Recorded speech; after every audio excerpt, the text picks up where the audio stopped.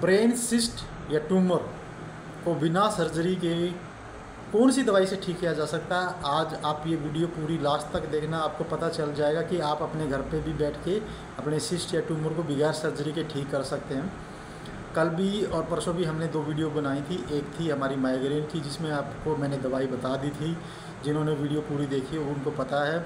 और उससे पहले पैरालिसिस के, तो हम पहले क्या सिर से लेके चोटी तक हम हर रोज़ अलग अलग बीमारियों को टारगेट करके अभी हम ब्रेन के ऊपर काम कर रहे हैं। तो ब्रेन के अंदर जितनी पॉसिबिलिटी बीमारियों की होती है हम वो उसके ऊपर डिटेल में हर रोज़ एक एक वीडियो बनाएंगे। तो आज हमने क्या है सिस्ट और टारगेट को सिस्ट और आपका ट्यूमर को टारगेट किया है कि सिस्ट और ट्यूमर होता क्या है। पहले तो ये समझना चाहिए, बॉडी में कोई भी सिस्ट या ट्यूमर, और ज़्यादातर वो अगर जब ब्रेन की बात कर रहे हैं हम तो ब्रेन से, तो सिस्ट जो होती है सिंपल भी हो सकती है, पानी की भी हो सकती है, आपके पस की भी हो सकती है, डर्विस की भी हो सकती है। और ट्यूमर क्या होते हैं, ये आपका कैंसरियस भी हो सकता है, नॉन कैंसरियस भी हो सकता है, सॉलिड होता है। और आपका सिस्ट जो होता है वो ज़्यादातर क्या है डिजोल्व हो जाता है आयुर्वेदिक मेडिसिन से। एलोपैथिक में इसका कोई समाधान नहीं है, उसमें एक सर्जरी ही एक ऑप्शन होता है। और ट्यूमर का भी क्या है, एलोपैथ में एक ही ऑप्शन होता है, बाई सर्जरी इसको रिमूव करना होता है। और आयुर्वेद के अंदर क्या है इतनी पावरफुल मेडिसिन है जिससे क्या है ये डिजोल्व होना शुरू हो जाती है। 1 महीने के अंदर आपको पूरा 50% के आसपास से रिजल्ट महसूस होता है, क्योंकि इसके सिम्टम भी आपको रिड्यूस हो जाते हैं। क्योंकि इसके मेन सिम्टम जो होते हैं, सबसे पहला जो सिम्टम होता है हेडेक हो जाता है। ऐसे पेशेंट को हेडेक रहता है कंटिन्यूसली, चक्कर आते हैं, उल्टी आती हैं, और भी आपको क्या इस तरह से सिम्टम रहते हैं। विजन अगर आँख के आसपास के एरिया में है तो विजन में डिफेक्ट आ जाता है, तो सेंसरी लॉस भी हो सकते हैं, हाथ पैर भी इफेक्टेड हो सकते हैं, क्योंकि वो डिपेंड करता है कि आपके ब्रेन के किस पार्ट में आपका सिस्ट और या ट्यूमर है।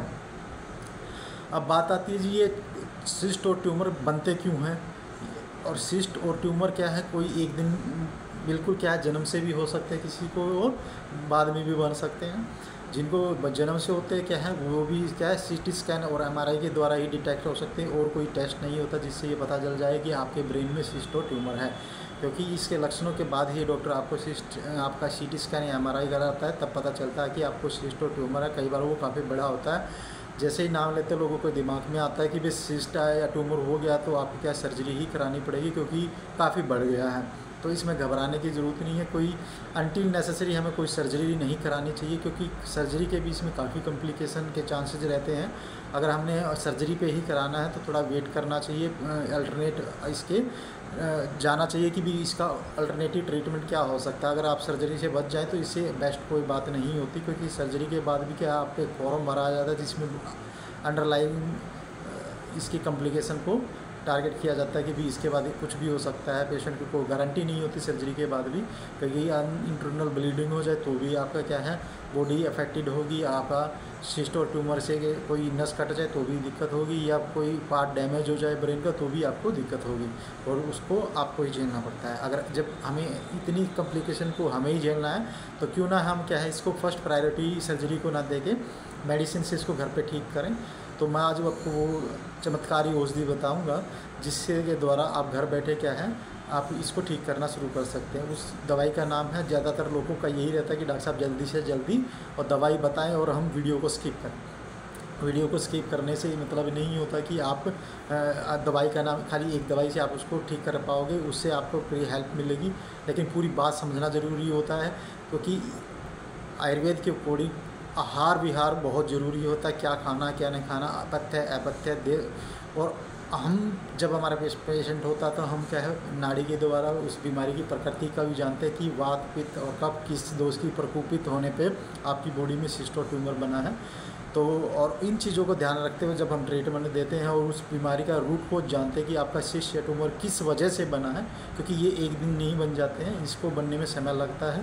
कोई कंटिन्यूसली हम बॉडी में किसी दोष की अधिकता रहने की वजह से ये आपके सिस्ट और ट्यूमर बनते हैं। उन चीज़ों को टारगेट करके जब हम ट्रीटमेंट करते हैं तो जल्दी रिजल्ट आते हैं। तो दवाई मैं बता देता हूँ, आप नोट कर लीजिए। उस दवाई का नाम है कांचनार गूगल। कांचनार गूगल आपको हर आयुर्वेदिक मेडिकल स्टोर पे मिल जाएगी। इसकी 2 टैबलेट सुबह शाम खाना शुरू कीजिए, आपका क्या है सिस्ट और ट्यूमर डिजोल्व होना शुरू हो जाएंगे।